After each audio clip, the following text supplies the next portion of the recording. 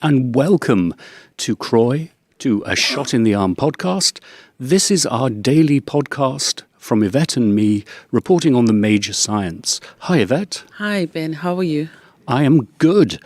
And we are also joined by our fantastic guest of the day, friend of the pod, Professor Monica Gandhi from UCSF and head of Ward 86 at the San Francisco General Hospital. Hi, Monica. Hi, good to see you both. Yeah. It is so good to see you and catch up with you. Well, the conference has absolutely kicked off. A lot of presentations, a fantastic opening ceremony that we're going to come back to in a little bit. But Monica, the purpose of this podcast is to get your thoughts on how all the science is coming together. Are we seeing a singularity around the way we manage old, current, and new pandemics? Yes, the way I would put that all together is that what happened in HIV medicine is biomedical advances saved the day, right? So we had a really, really sad and difficult start to the epidemic. A lot of even the opening ceremony spoke of the tragedy of what it felt like before we had antiretroviral therapy. And then fundamentally we got antiretroviral therapy in the mid-90s. And then we had a very slow start in terms of global equity to antiretroviral therapy. So Europe and the US were doing fine and had these great therapies, and then we were completely amiss in sort of achieving global equity to ART. And then we had the morning talk this morning from PEPFAR about how important it was to distribute and clearly make these equitably applied. And when I think about COVID, the same thing, actually, that COVID, fundamentally what's going to fix pandemics is biomedical advances. The COVID vaccine and therapeutics change the face of COVID. And one thing I'd say from the lessons of HIV is we should celebrate them more. We're all sort of acting like we're still where we were in 2020 sometimes, and I don't believe that. I believe that once you get the biomedical advances, life goes back to normal. And we're still masking here at this meeting. But it's the same thing, like this idea that let's celebrate those advances, embrace the vaccines, and then fundamentally make them globally available. And that's what we didn't do. Yes, and it's exactly what I would like to say as well, is that it's the same with HIV. The lessons, we learned them, but we're not implementing them. You cannot say the vaccines are working, but you insist people continue wearing a mask. So you actually contradicting your messaging, and you're getting people to question science. That's what I think too. So in this country, more than anywhere else, we were very polarized about public health measures in the US. And what we could have done is say, take the vaccine, life goes back to normal. They did that in Denmark. They did that many places. Here, because of the polarization and politicization, life went back to normal. In some places, didn't go back to normal in our blue areas. And I think that saying that these biomedical advances take them and life, why do we want to be together? Because we need to be together. Yes. It's part of human connection. And so I agree that it's interesting to see that at CROI, to see that strict masking policy when we all submitted vaccination requirements, we're all vaccinated. So that's one thing I call harm reduction, but that's how I would think about HIV did it in a way that in COVID, because of our politicization, we're not embracing the vaccines as much. It's belt and braces, isn't it? Yes. We need both. Yes. But you said something interesting, and you've said this before. What's going to save us are biomedical advances. Yes.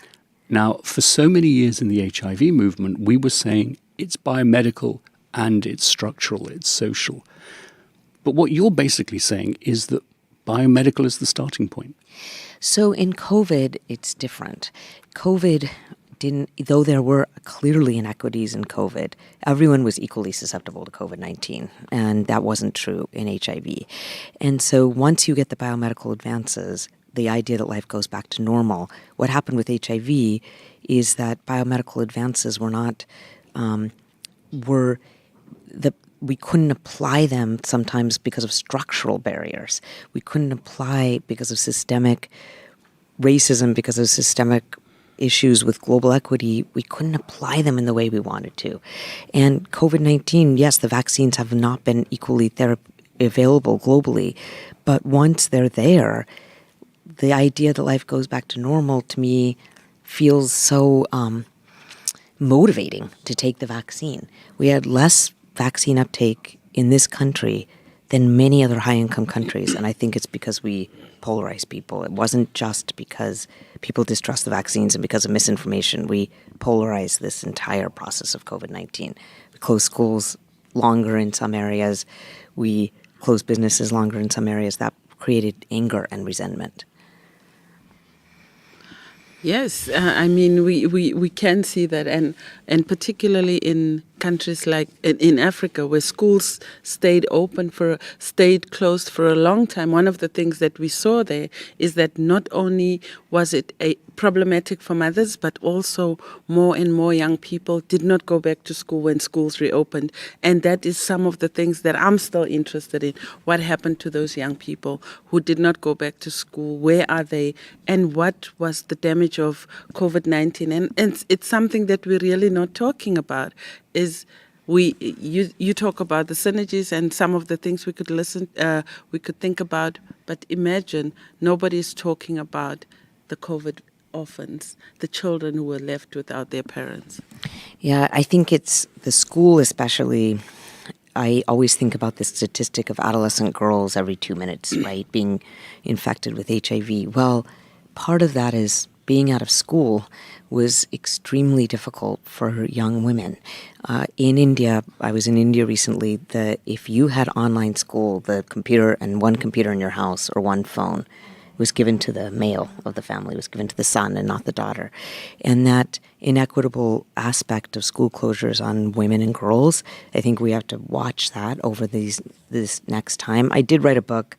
It's called Endemic. It's coming out on July 11th, 2023, and it's about this aspect of balancing the infection with the needs of society, with using the phrase harm reduction, which we used in HIV. We tried to minimize harm of our interventions, and by celebrating biomedical advances with vaccines and therapeutics. It's really the fundamental text of the book. I want to come back to schools for both of you.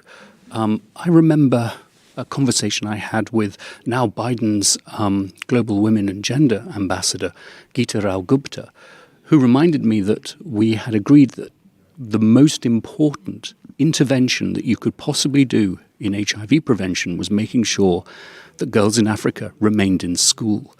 And then here we are managing COVID through a process of closing the schools for many years, for many months, for periods of time that are really difficult for parents, particularly mums.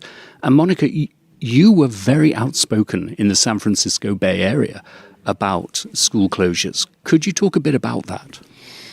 I was outspoken because we were, like many blue regions of the country, we kept our schools closed longer than red states. The issue was that wasn't a leftist position. In Scandinavia, which is a leftist place, they opened the schools within 6 weeks. It actually was the leftist idea that the vulnerable need school, that the poor need school, that you, just because you're rich and can send your child to private school, that public schools needed to be open for low-income children. And that became a codified political aspect of our COVID-19 response in the United States, where blue states were more rigid and closed schools and red states weren't. And yet that isn't along any principle that protects the poor. So I think that we became very political because Trump was the president when COVID started, and he encouraged opening of schools, and suddenly everyone changed their mind because it was a reactionary stance against Trump.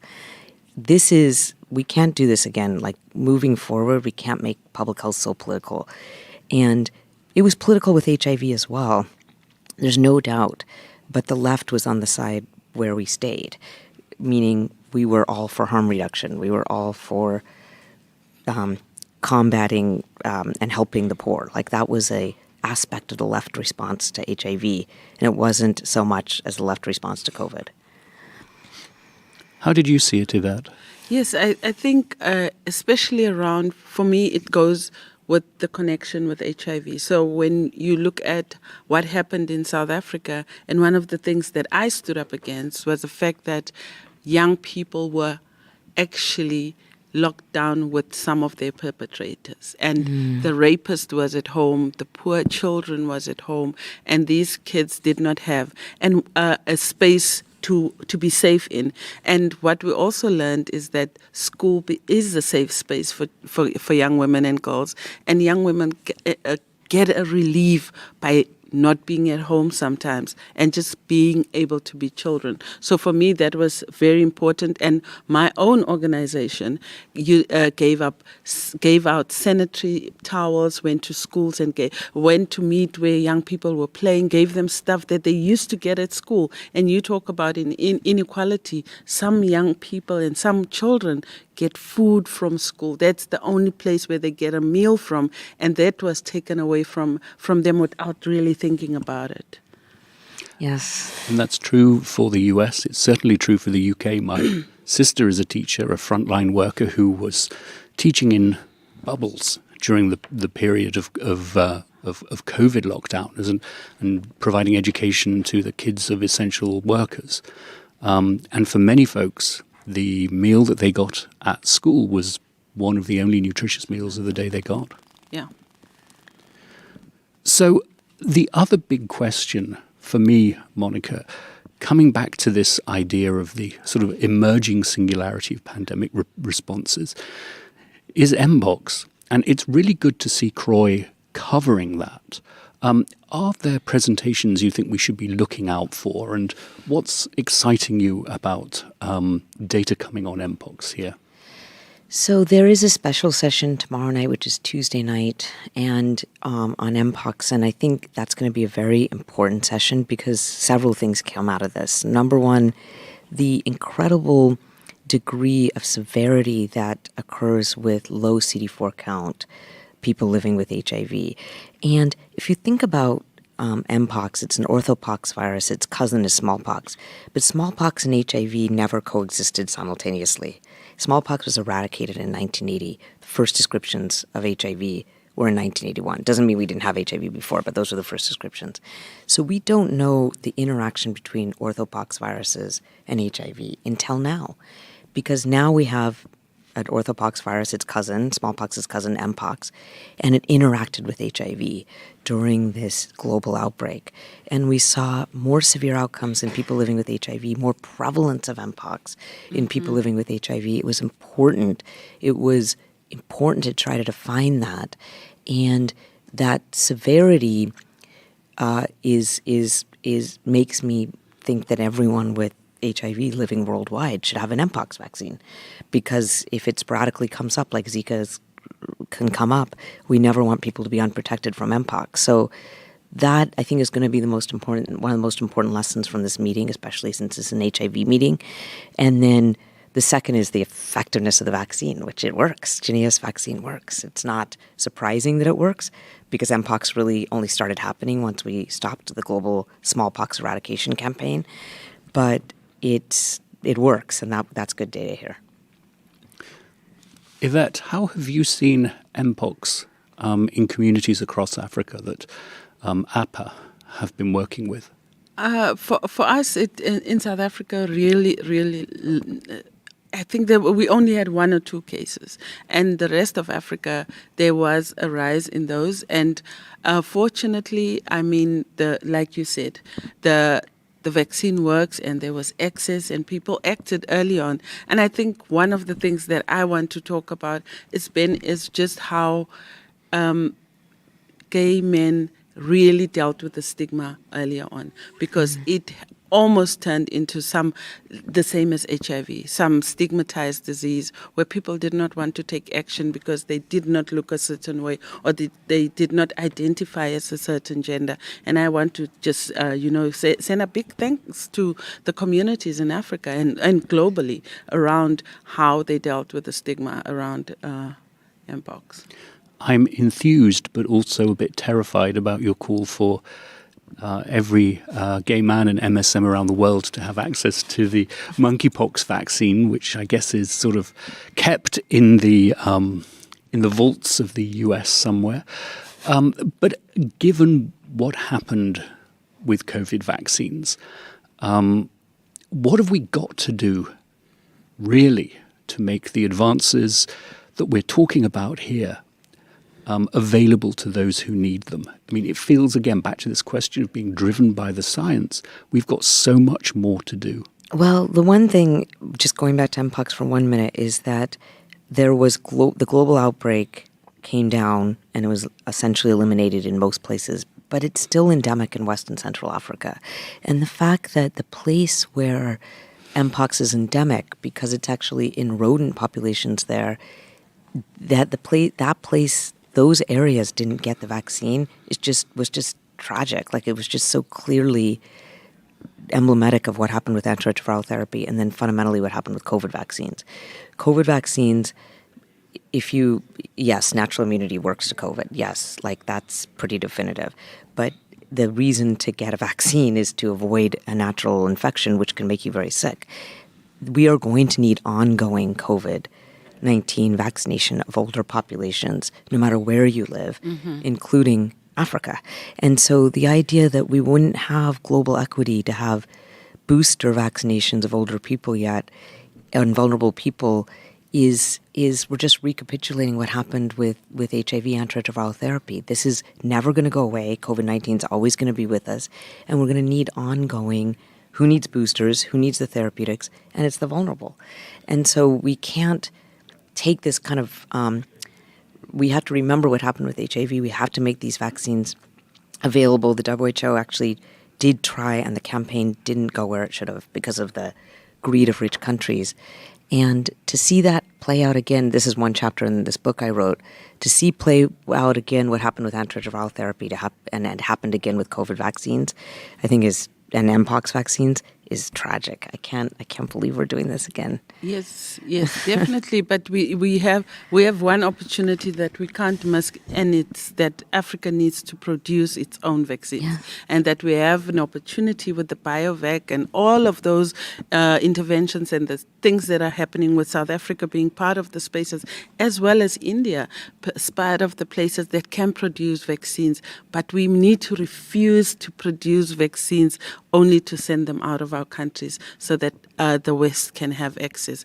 Our governments needs to really, really talk about that and really create a space and some kind of negotiations with these with the countries that they produce these drugs for. It's totally unfair and unethical for that method. That's a very, very good point. India ended up really helping with global antiretroviral access, but why would India be giving anything to the West? Like, they have to keep their supply. Yeah, that's a very good point. So, but bringing this back to the scientific question, is it also unscientific not to vaccinate all those who need it? The idea of resistance, and theoretically we had always feared that if we weren't providing adequate access to ARVs, that we might see the emergence of resistance, and that, potentially that could go to a population level, as in, some of these drugs not working anymore. And is the same true? Do you have that fear for COVID? Why is that? It is different. Antimicrobial and antiviral resistance is enhanced by by inadequate exposure or low-level exposure to antivirals, like, not taking the medication every day. But immunity works differently. I'm not worried actually about resistance because I don't think that the virus has become immune evasive in terms of T-cell and B-cell immunity. The antibodies don't work as well. I'm more worried about that who is most at risk of COVID-19. There was this Lancet 30 million person study that showed after 2 doses, older people, those on immunosuppressants, and those with 5 comorbidities are still very much at risk for COVID. They will need ongoing booster vaccinations. And so you can't, just because a lot of people have been exposed to COVID worldwide, I think there's an estimate that maybe 85% of people have seen COVID worldwide. You will have some immunity, But if you're older, your immunity wanes. You need boosters. And so I think the way to think about COVID-19 is that vulnerable people, including probably people with HIV with lower CD4 counts, will need ongoing booster vaccination, which means it's not over, it'll never be over. And we need to provide COVID vaccines worldwide. So, yeah, that I think has been one of the underlying themes of the last day. We've all been talking fantastic. We're back together. We're talking science. But how do we get it to the people who need it? That's the big question. I'm going to put you on the spot, Yvette, as our co-host, but also superstar, breakout superstar of CROI 2023. Your presentation last night in the opening plenary. And you had really emphasized the importance of acknowledging the leadership of women and girls. And I know it's a topic that's really key to both of you. It was excellent, by the way. Your so talk was much. riveting. Thank you so much. I mean, my talk was driven, one, by just to bring in women. One of the biggest issues that we have, and I think we have in science, is science doesn't recognize the role women played and the role that we are still playing in getting us to where we are. Women always have to convince our communities. We are the ones who do social mobilization. A few weeks ago, I just said to some people, I don't want us to only do social mobilization. I don't want you to think I'm just here to bring my community. I bring much more than just that. So for me, last night, Brian, was bringing all these women that you've met across the world as you were traveling as a young person, finding out about HIV, was for us to bring them into the room, to recognize them, because erasure is a real thing. If I did not do what I did last night, some people would have forgotten Joanna Ngala, would have forgotten Prudence Mabele, would have forgotten Cindy Van Zyl.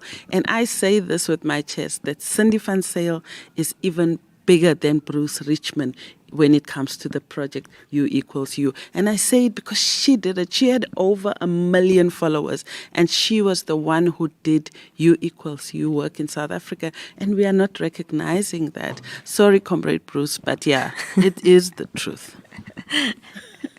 The reason her talk was so amazing, I think, Yvette, is that you're right, like, women are the substratum of society, and they have done so much during this pandemic of HIV and yet been so not recognized. And that's a bizarre twist that, like, they are, I mean, increasingly on the stage, but much less so than they should have been. Yes, and everybody expected me to be excited to be the only woman, the only black person on that stage, and I was not happy. Yeah. There's something wrong with wanting to always be the only one, the first one. For me, that was like, no, man, this has been our space forever. Yeah. And we were just waiting for the right moment and the right person to be there who's not afraid. By the way, I'm not afraid of anything. So I know the risk of what I said yesterday, but I also know that it hit home. When I got off that stage, Dr. Fauci, every person was like, Yvette, you brought that thing home, and we understand. It did. You said that there's such thing as righteous anger. That's right. That's right. That's why you speak out. You said I spoke out about schools in the Bay Area. That was hard to do, actually. But I was angry. It seemed really unfair. And so you inspired me last night that Thank you. Maybe it was okay. So as we look at the conference and data that's going to come out that's very specific for girls and women, particularly in Africa, anything that's you're interested in that we should keep our eye out on?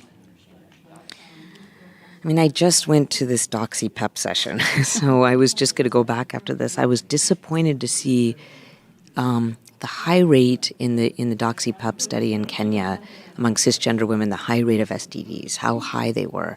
Probably many of these women could be sex workers because they were all on PrEP.